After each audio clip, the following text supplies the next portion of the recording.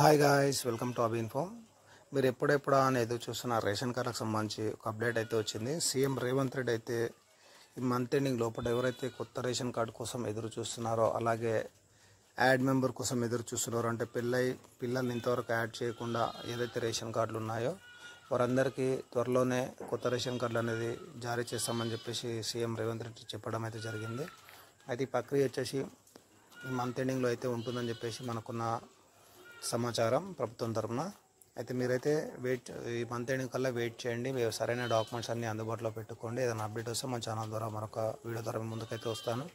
అలాగే మన ఛానల్ అయితే సబ్స్క్రైబ్ చేసి లైక్ చేసి సపోర్ట్ చేయండి. ఈ రేషన్ కార్డులు వచ్చేసి మనకు 2017లో అయితే పెట్టారు. మళ్ళీ ఇంతవరకు అయితే బీఆర్ఎస్ ప్రభుత్వం మళ్ళీ ఎలాంటి రేషన్ కార్డులు అయితే పెట్టలేదు.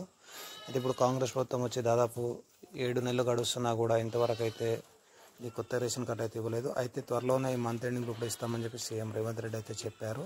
మరి ఏదైనా అప్డేట్ ఉంటే మరొక వీడియో ద్వారా ముందుకైతే వస్తాను. Thank you.